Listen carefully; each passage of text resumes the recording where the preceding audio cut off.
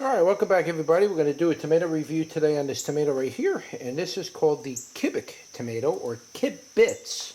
I believe that's another name that's used. Now this is a foreign tomato if I'm not mistaken. It might be from Russia or Ukraine or somewhere in the Baltics, but I'm not 100% sure offhand. All that information will be in the title, description, all that good stuff.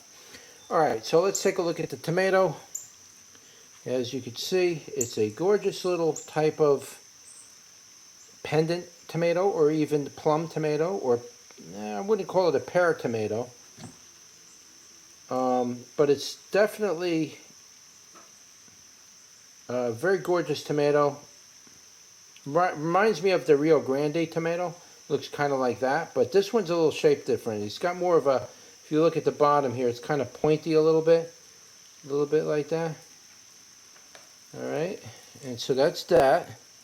Here's a look at the inside. Very uniform. Now this looks like a commercial tomato to me. It's a very uniform commercial look. I can't say that it is, but it could be from another country. It could be a commercial variety.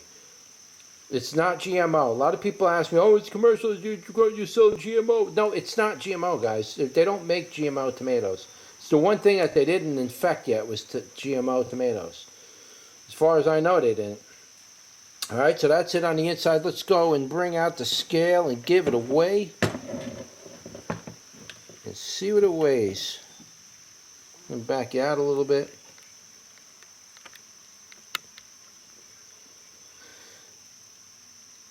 Alright, so let's see what that weighs. Okay, that weighs about 2.2 ounces, 2.4 ounces. I didn't touch it. 2.4 ounces. 2.5 ounces. Here's a little bit smaller one.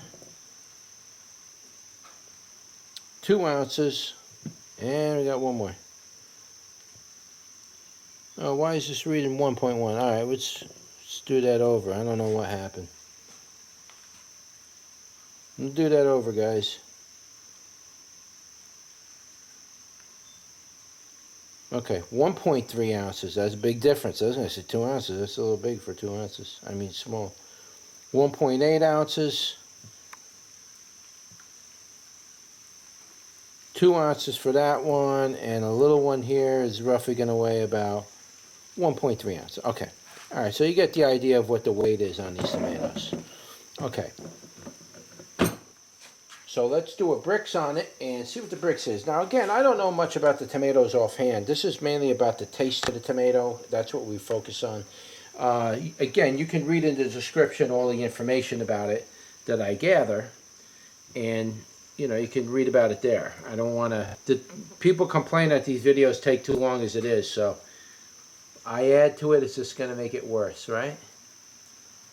Okay, it's about a 5.5 on the bricks. That's a good sign. That means it's going to be a good tasting tomato, hopefully. It's about 5 on the bricks, and we are about to give that a go.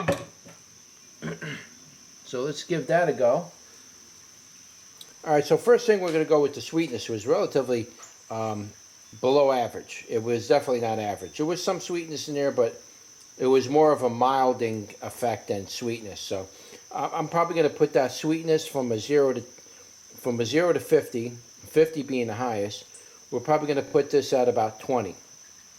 I almost want to lean on the 19 side. Wasn't a lot of sweetness, but again, that tomato may not have been totally ripe, so that sweetness might be a little higher. We'll stay with 20, 21 on the sweetness. It wasn't very dominant, but this particular variety of tomato really doesn't need a lot of sweetness. It's the type of tomato that it is. Now the tangy part was a little bit on the tangy side. It was definitely, you know, it had a good amount of tang, but there was a tardy. What's throwing me off right now is there was a tardiness. I'm picking that up a little bit. That tanginess, I would say that the tanginess was probably somewhere around 28 to 30, somewhere in there.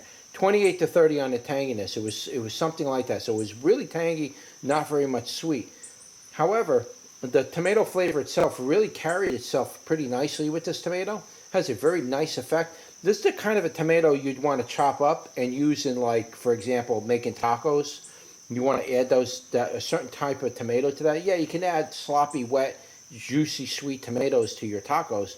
But this particular variety of tomatoes tastes like it would go really good with tacos, to me, in my opinion. It's very firm tomato, and it'll chop up nice and keep it form. And it's not an overwhelming flavor. It'll blend with the lettuce nicely, and then you can really taste the meat of the taco, which is really what you want to taste, is the flavor of the taco meat and the seasonings you put in it. That's what you really want to taste. You don't want to be overwhelmed by tomato flavor. So this type of tomato would be good for that. But the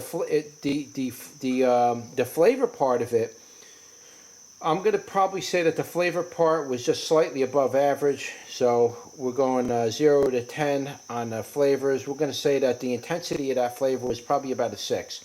It was a pretty intense flavor, but the tanginess was really kind of strong with that flavor. Kind of really held both their ends on it. The tangy, it was just low in the sweetness.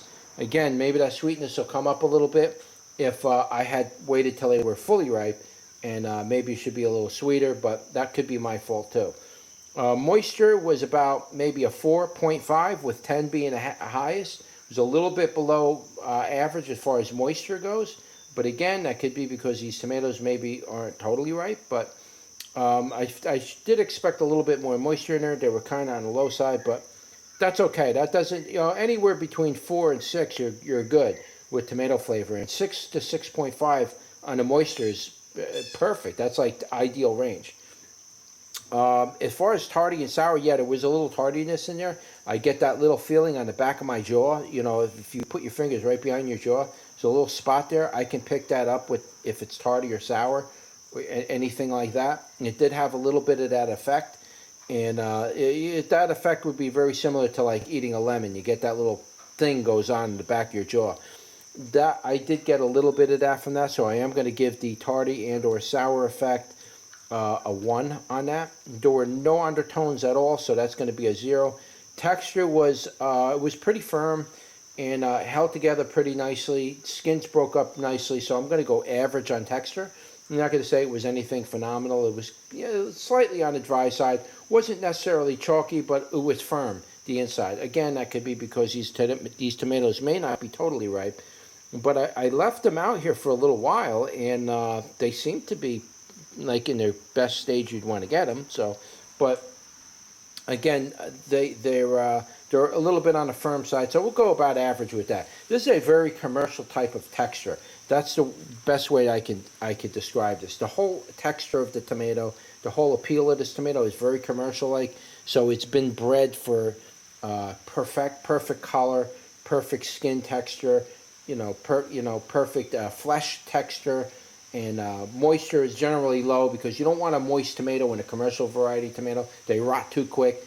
They need to be shelf stable for a while, so the moisture tend to be. This is a very commercial type of tomato, in my opinion. I don't know if it is, but in my opinion, it's a very commercial variety. And as far as production goes, it was okay with production. It wasn't quite as productive as a lot of my other plants, so probably go with a 0 to 10, 10 being the highest. I'll probably go 4.5. It wasn't the most productive in the world, but yeah, I got a bunch of tomatoes out of it, and we're going to be using these today in the salad, but I wasn't too impressed with the production. Maybe we'll grow it out next year. We'll see if the production doubles or whatnot, but again, I wasn't terribly impressed with the production on it. So how would I rate this tomato as far as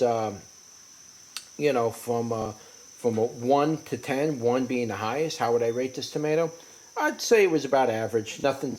I'm not gonna go crazy about it or anything. We'll give it another grow next year. We'll see if we do a little better, but we'll go about 5 on that scale. 1 being the highest, so you're about midway on that scale. It's a commercial variety tomato, guys. This is a perfect tomato for like anybody who's used to eating store-bought tomatoes their whole life. You want to give them a tomato. Be careful giving them heirloom tomatoes because they may not like them. But if you give them this tomato, they're going to love it. You might not like it, but your guests will like it because that's all they eat is commercial tomatoes. So this would be a good variety for that type of application. But I grow it anyway because I like to try new varieties. Alright, so anyway, what I'm going to do is I'm going to put all the information I can get on this variety tomato in the description below and on my website. But keep in mind, anytime I update any of the descriptions, I'm usually just updating the website and I don't waste my time with the videos. So always visit the website for the latest updated information. I will also leave a link below in the description where you can click the link and visit the website and buy the seeds if you decide to. Alright, so that's really about it, guys. That's my tomato review for the Kibic or Kibits tomato. Don't forget to like, share, and subscribe, and I'll see you on the next one. Take care.